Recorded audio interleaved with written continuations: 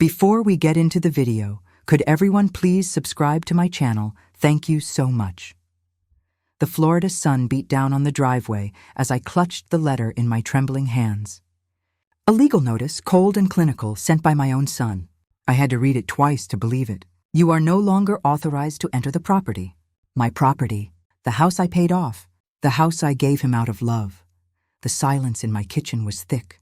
Only the refrigerator hummed, indifferent to the chaos unraveling inside me. I hadn't heard from my son Adam in over 3 weeks. Not a call, not a message, and now this. I dialed his number with a shaky thumb, straight to voicemail. When I finally reached him after days of unanswered calls, his voice was hard, distant. You did what you had to do as a mother, he said. But I don't owe you anything. I dropped the phone for a moment. I couldn't move. My own child, the boy I raised on my own after his father passed, the boy I worked double shifts to feed, was now treating me like an obligation, or worse, a burden. What hurt the most wasn't the words themselves. It was what they meant. That's when I remembered the drawer, the one in my bedroom, top left. Inside, folded neatly in an envelope, was the will I had drafted just a few months earlier. I had named Adam the sole heir. He would have inherited everything. The house, the savings, my antique ring from Nana Rosa, all of it. But as I held the envelope in my hands that night, something shifted. Because what started as a mother's final gesture of love turned into something far more disturbing. I wasn't just betrayed, I was erased. And I knew then it was time to rewrite everything.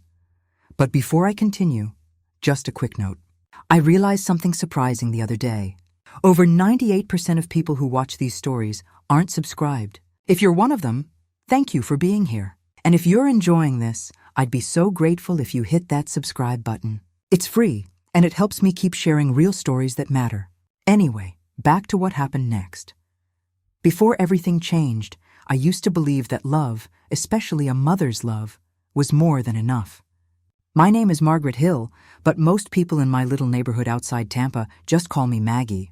I'm 67, a retired school librarian, and I've always believed in kindness, books, and banana bread in that order. My life was never flashy, but it was mine. I raised my son, Adam, alone after my husband, Michael, passed away from cancer when Adam was just 6 years old. Those early years were tough. I remember cutting coupons just to afford his school shoes and pretending I wasn't hungry so he'd have enough to eat. But I never complained because I had him. Adam was my reason for everything. He was a sweet, curious child, always asking questions about the stars, the Civil War, or why dogs tilt their heads when we talk. I poured every ounce of love into him, every bedtime story, every homemade birthday cake, every scraped knee. I was there. After he graduated college, the first in our family to do so, he got a great job in finance and eventually moved into a new home. Kayla, I was proud, so proud. But as the years passed, things changed. Calls became less frequent. Visits turned into rushed dinners, and eventually even holidays felt formal. Still, I didn't want to believe the growing distance between us meant anything deeper. I told myself he was busy, that he'd come around. After all, I had just retired. I thought it was finally time for me to live a little, read on the porch, take a trip to St. Augustine, maybe join that watercolor class I'd been putting off for 10 years. But life had other plans. Just 2 months into retirement, I slipped on a wet floor at the grocery store. A fractured hip and a long recovery later, I found myself barely able to walk without assistance. The house, once my sanctuary, now felt like a prison. Stairs became mountains. Groceries became puzzles. When Adam and Kayla offered to let me move into their guest house, a charming little 2-bedroom suite they had built above their garage, I was hesitant but deeply grateful. "I'll be out of your way," I said. "Just a roof and some quiet." "It's your home too, Mom," Adam replied. "We want you close." At first, it felt like a blessing. I made myself useful, cooked when I could, and helped Kayla with their 2 kids, my precious grandbabies, Max and Chloe. Their giggles filled my mornings with light. But over time, little cracks started to show. I noticed how Kayla would sigh when I stepped into the main house unannounced, even if it was just to bring over a pie. Adam started texting instead of stopping by in person, and I overheard conversations I was never meant to hear. "She treats this place like it's hers. I just wish she'd give us space," I pretended not to notice. I kept smiling, baking, and offering help they rarely accepted because deep down, I still believed I was loved. Still believed I was family. But the warmth faded, and soon the walls between us became real. One day, Adam came to me with paperwork. "It's just for legal purposes," he said, "in case anything happens." You know, it was a transfer of property rights, my old home, the one I'd signed over to him years ago when I moved in. He wanted it cleaned up, as he called it, so there would be no disputes down the road. I signed it without question. He was my son. "I trust you," I said. He smiled, but it didn't reach his eyes. Not long after, I noticed things changing in the guest suite. My TV service was suddenly disconnected. My pantry was missing items. And my thermostat, once comfortable, was now locked by an app one couldn't access. It wasn't until the legal letter arrived, barring me from the property entirely, that the mask fell away completely. That's when I remembered the will and the love that once felt unbreakable now felt like leverage. But before I tell you what happened next, how I rewrote everything, let me tell you who I became in that moment. Because sometimes it takes heartbreak to wake up the fire inside you. At first I told myself I was just being sensitive, that maybe Kayla was just stressed or Adam was overwhelmed with work. But over time, the small things, the little inconsistencies, started adding up like shadows that flickered just out of sight. They crept in slowly, silently, until I could no longer ignore them. It started with the thermostat. One evening, I walked into my living room and noticed it was much colder than usual. My bones had started aching more in the cold, especially since the hip fracture. When I reached for the thermostat to bump it up a few degrees, it blinked red, locked by admin. I didn't even know it could do that. I asked Adam about it the next day. "Oh," he said, not even looking up from his phone. "We had to lock it for the kids. They keep messing with it." "But the kids don't come up here," I said softly. He shrugged. "Just easier this way." That was the first real flicker in my gut. That quiet, twisting feeling that something wasn't quite right. A few days later, I went to bring over banana bread, still warm from the oven, and I noticed the back door, which usually led to their kitchen, was locked. Not just the handle, but the deadbolt from the inside. I knocked and waited. Kayla opened it eventually. Her smile was tight, barely touching her eyes. "Oh, sorry," she said quickly, stepping aside like she was guarding something. "We were just cleaning up. The place is a mess." Behind her, the kitchen was spotless, not a dish out of place. The garbage was already out. The smell of expensive perfume hung in the air like a wall. I handed her the bread. "Thought you'd want some while it's still warm." "Oh," she said, hesitating. "That's sweet, thanks." She didn't invite me in. I walked back to the guest suite with a strange heaviness in my chest, the kind that doesn't come from sadness, but from doubt. The next clue came during a Sunday dinner. Adam had grilled outside and invited me over with the kids. For a moment, it felt like old times. Laughter, food, a flicker of warmth I hadn't felt in months. But when I went to help clear the plates, I overheard them talking in the hallway. "I just don't want her here forever," Kayla said in a hushed voice. "She's family," Adam whispered back. "She's your family, and I'm telling you, I don't want her dying in that guest house." My hands froze on the tray. They didn't know I was just a few steps away. They didn't hear the clatter of my heart hitting the floor. I didn't say anything. I smiled through dessert, hugged the kids goodnight, and pretended I didn't hear it. But that night, as I sat in bed under a crocheted blanket my mother made in 1973, I stared at the ceiling and wondered, am I really not welcome here anymore? Was all of this kindness just obligation? Or worse, was it strategy? In the days that followed, more strange things began to pile up. I'd find items missing from my pantry, nothing big at first. A can of peaches here, a few protein bars there. I chalked it up to forgetfulness. Then it was my medication. One of my blood pressure bottles, the one I always kept in the top left drawer, was half empty. I hadn't taken that many. I looked at the bottle again. The cap wasn't screwed on, and it smelled different, not like medicine, but like it had been left open for too long. I asked Kayla if the kids had been in my room. She barely looked up from her tablet. They know not to go up there. They're not stupid. I didn't like the way she said it. One morning, I decided to take a walk outside. Fresh air always helped clear my thoughts. As I passed by the side of the house, I noticed the garage door open. Inside, Adam stood with a man I didn't recognize. Younger, sharp suit, clipboard in hand. I ducked behind the hedges before they saw me. We can list it in her name first, then switch it over, the man said. Adam nodded. She won't even notice. I felt my knees weaken.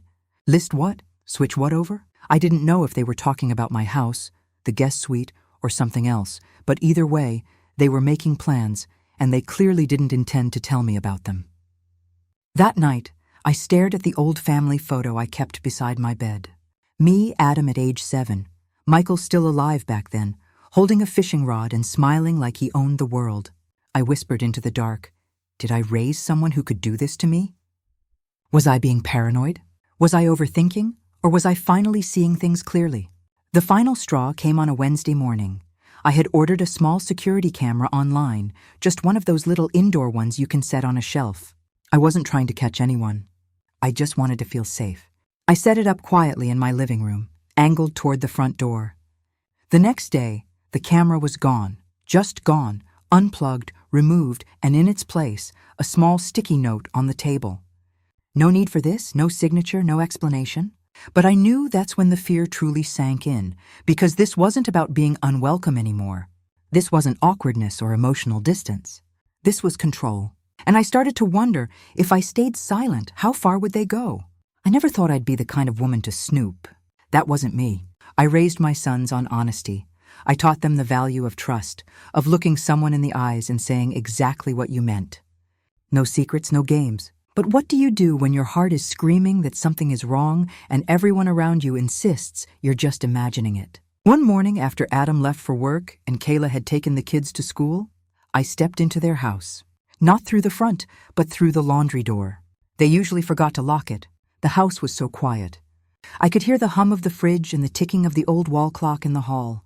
I stood there for a second, uncertain of what I was even looking for. Then I went to Adam's office. His office door was usually locked, but today it clicked open. Stacks of papers lined the desk, insurance forms, tax documents, and something that made my blood freeze, a power of attorney form signed, dated with my name on it, but I never signed it. At least, I didn't remember signing anything like that. My signature was there, neat and curled, just like mine, but something felt off. The shape was right, but it was too perfect to be real. I picked up the paper and held it under the light. It wasn't a copy. It was an original. What is this? Why would he need this? My hands were trembling as I flipped through the next folder. There it was again, my signature, this time on a document titled Property Transfer Authorization to Adam. It stated I had willingly gifted the guest house property, the only asset I had left after my late husband passed, to my son for long-term estate planning. I felt like the ground opened beneath me. A sound made me freeze, a door closing. I put everything back as fast as I could and slipped out just before Kayla walked in through the front, groceries in hand. She didn't see me, but I saw her. She smiled at her phone, texted someone, laughed, and in that second, it all came together. The locked doors, the whispers, the coldness. They were planning something behind my back, something that involved my home, my money, my life. But I needed proof. That night I couldn't sleep. My chest was tight, my thoughts louder than the crickets outside. At 2:07 a.m., I slipped out of bed and walked down to the little cabinet in my guest suite where I kept my photo albums and old papers. I dug through until I found my original will, the one my lawyer helped me write 10 years ago. I compared it to the version Adam had in his office. They were different. In my version, both Adam and my late husband's favorite charity were listed as beneficiaries. In his version, it was only Adam with full control. No charity, no conditions, just one signature, mine. And there it was again, that signature. I held the 2 pages side by side. One was shaky, real the way my hand had trembled back then when I signed after Michael died. The other was perfect, too perfect, forged. The next morning, I drove into town and paid a visit to my old friend Marlene, a retired notary who used to work with my husband. She took one look at both signatures and frowned. "This one," she said, pointing to the clean, neat one on Adam's version, "is traced." I stared at her. "What do you mean?" She pulled out a magnifying glass. "See this indentation here? It's where someone pressed too hard, probably tracing over a printed outline of your signature. It's subtle, but it's there." I felt cold all over. I thanked her, walked back to my car, and sat behind the wheel for what felt like forever. He had forged my signature. My son, my own flesh and blood, had tried to steal everything I had left. I returned home late that afternoon, pretending like everything was normal. Kayla waved at me from the porch. Adam was grilling again. "Mom, come eat with us," he called out. I forced a smile. "Maybe later, honey. I'm a little tired." But in my head, I was already planning my next move. I needed to protect myself, and fast. That night, I installed a new camera, a better one, hidden in the clock on my shelf. If they were going to take something from me, I wanted to catch it. I needed undeniable evidence, and sure enough, I got it 3 nights later. I saw Adam unlocking the door to my suite with the emergency key. He walked in, opened my file drawer, flipped through my paperwork, and pulled out my bank statements. He took pictures of them, every single page. Then he walked out like it was the most normal thing in the world. The betrayal hit me in waves. First, confusion, wondering how the boy I raised could do this. Then, grief for the relationship I thought we had. And finally, rage. Not fiery, screaming rage, but a cold, steady kind of anger, the kind that makes you act.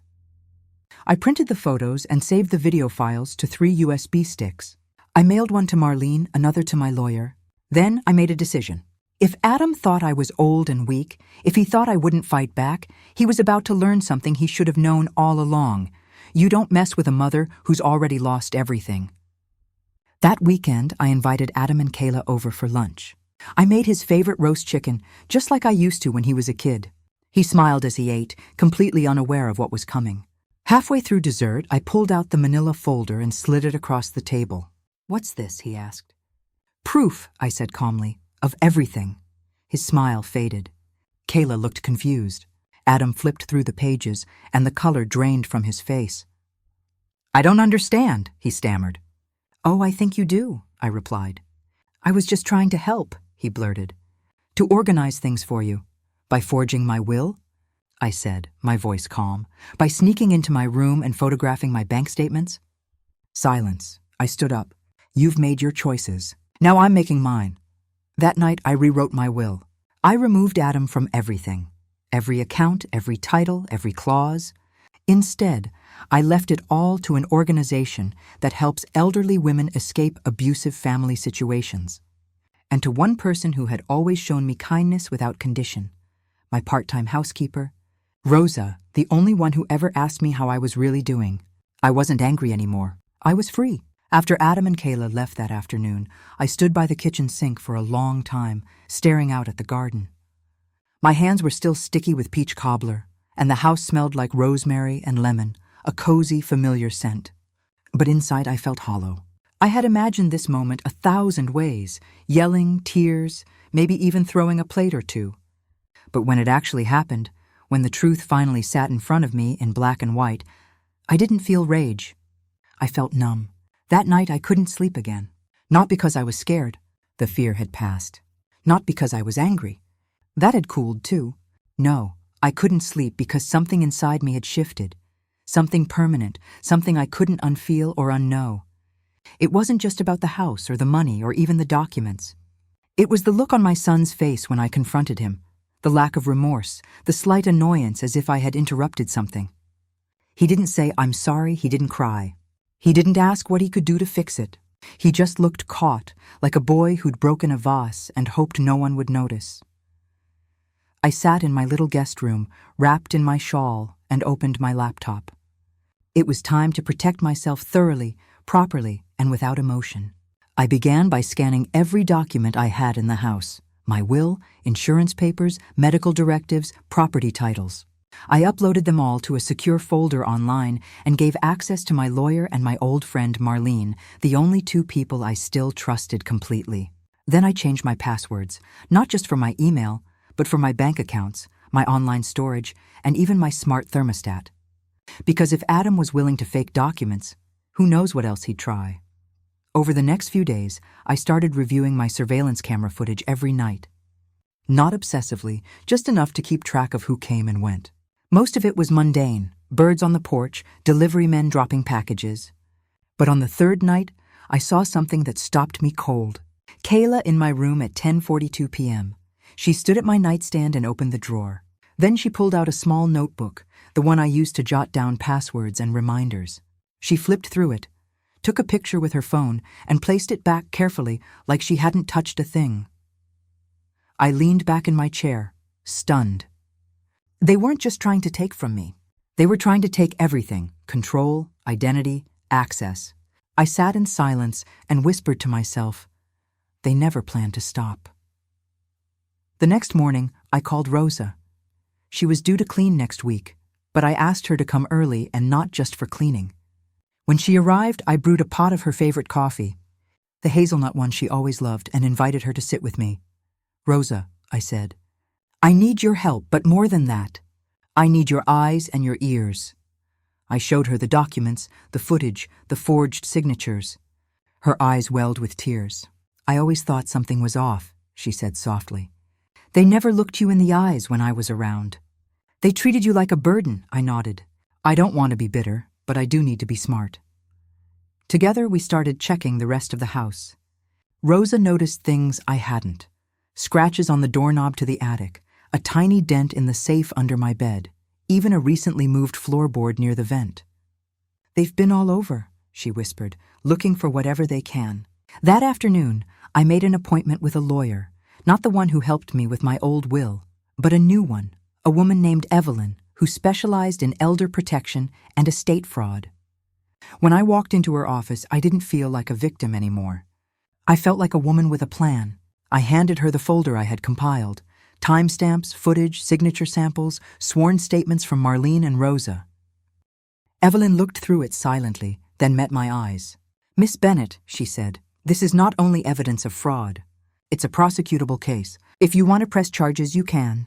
I paused. Do I? I thought about that. Did I want to take my own son to court? Did I want the scandal, the gossip, or was the best punishment simply removing him from my life entirely? I want protection, I said. Finally, legal, emotional, physical. I want to feel safe, and I want to ensure he never tries this again with me or anyone else. Evelyn nodded. We can do that.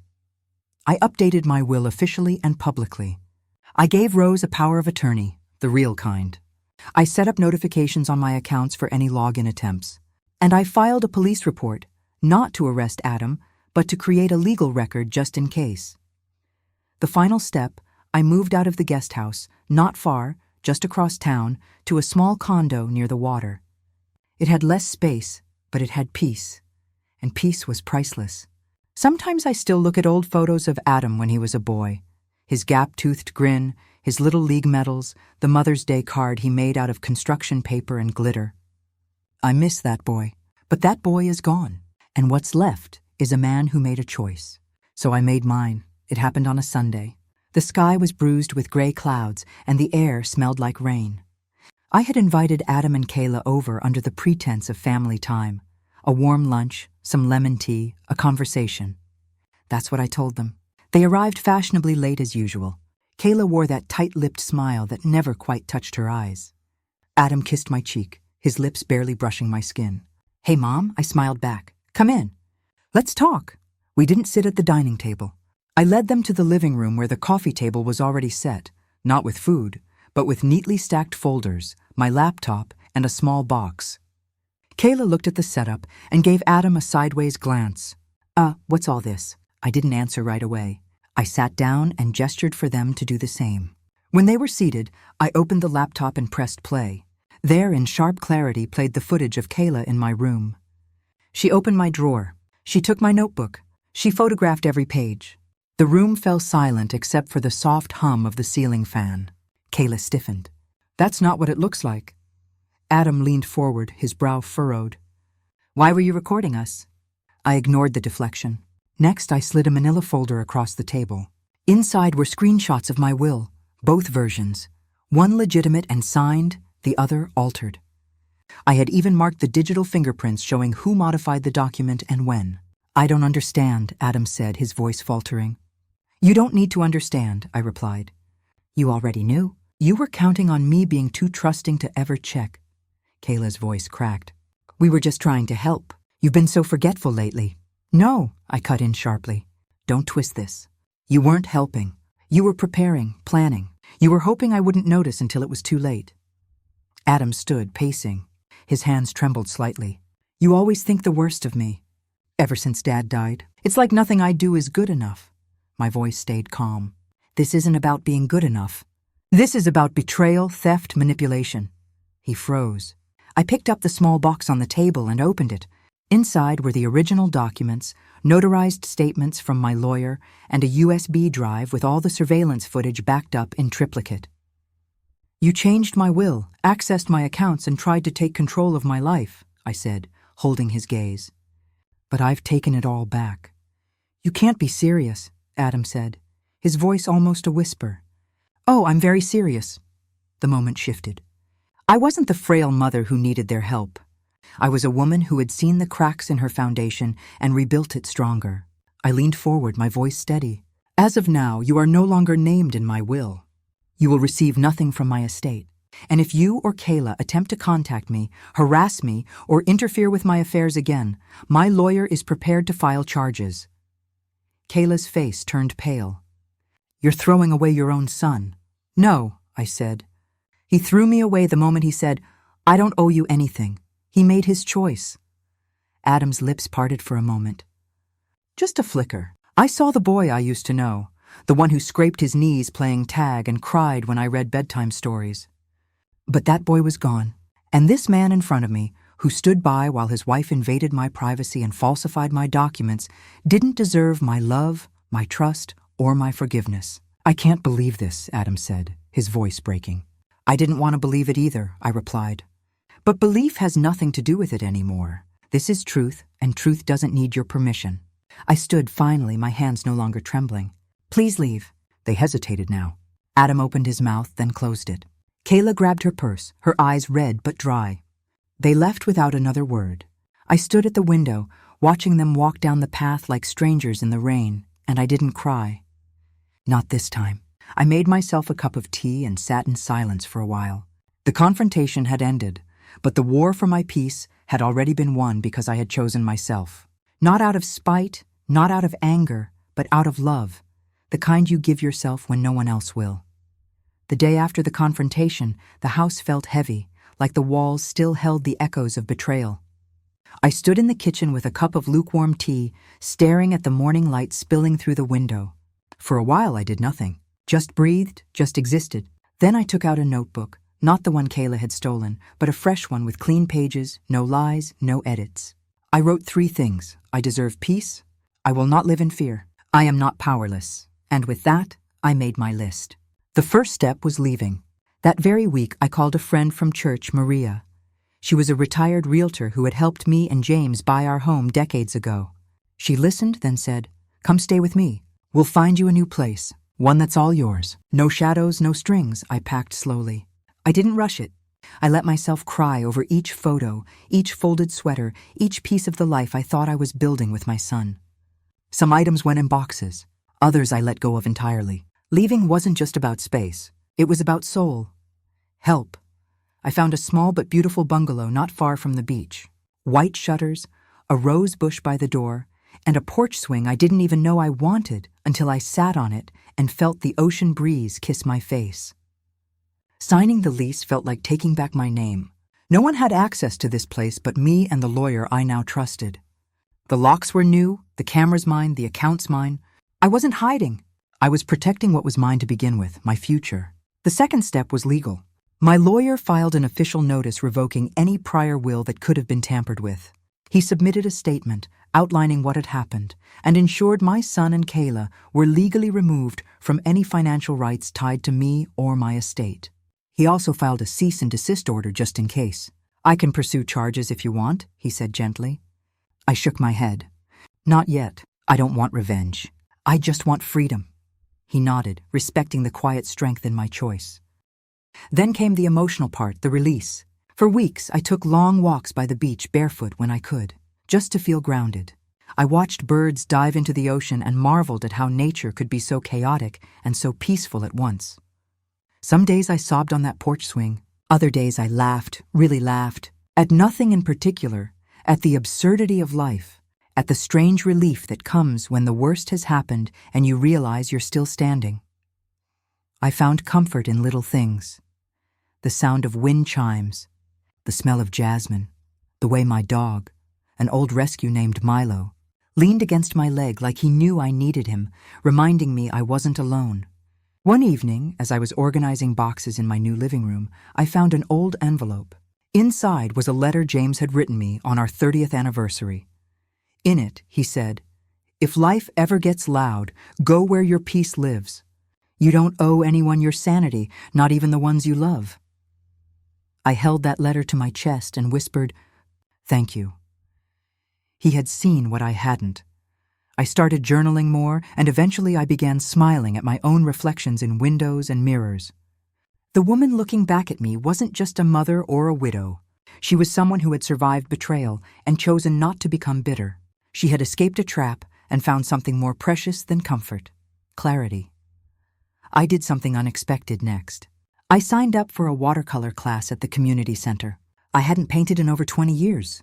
On my first day, I told the instructor, "I'm not very good." She smiled and said, "Good, that means you're free to create without fear." It hit me like a wave.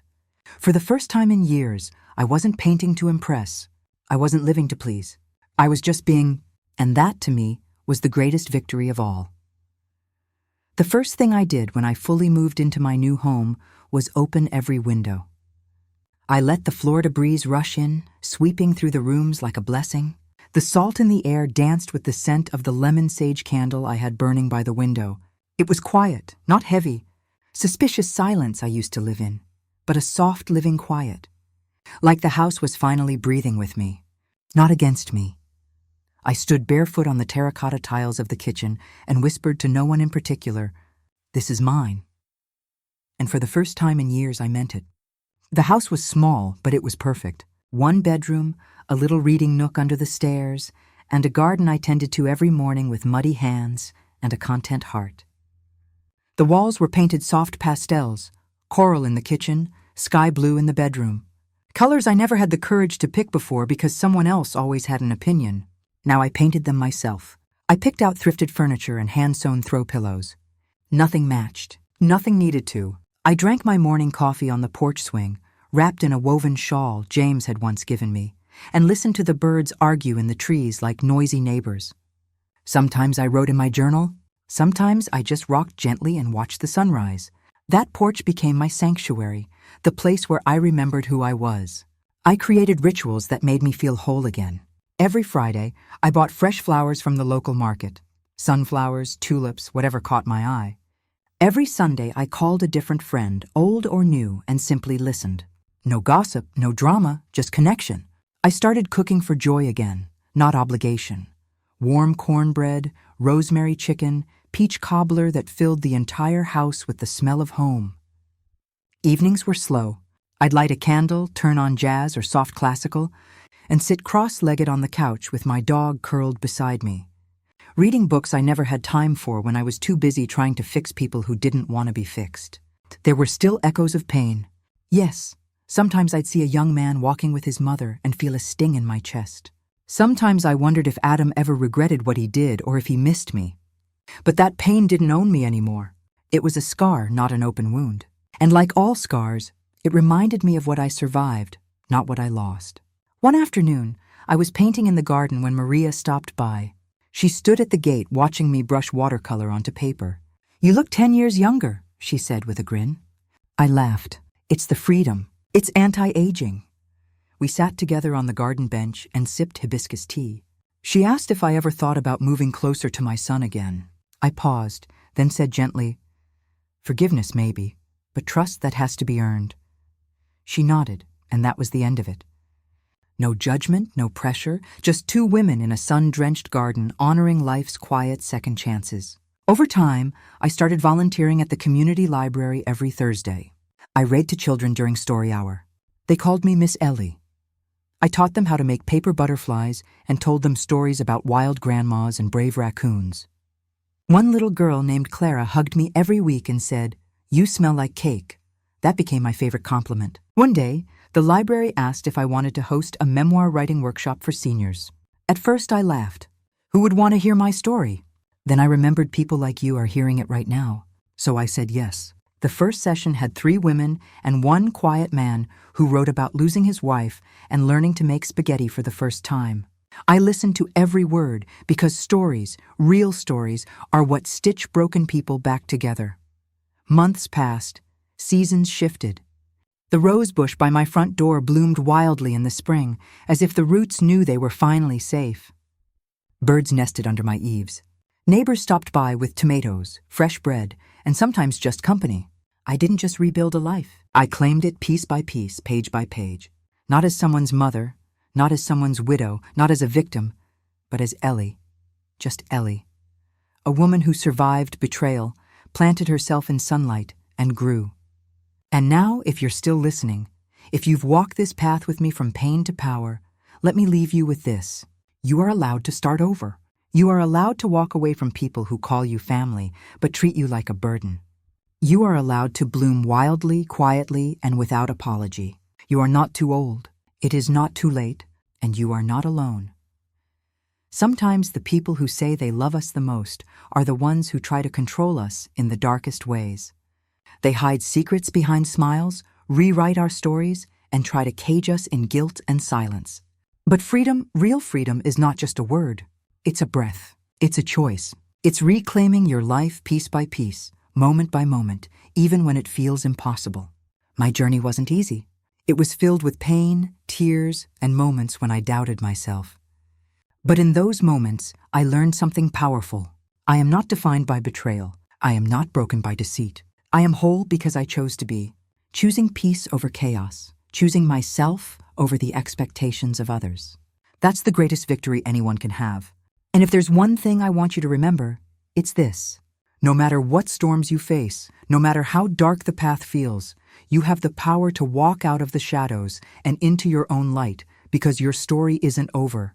It's just beginning. Now I want to hear from you. If you discovered someone watching your every move, what would you do?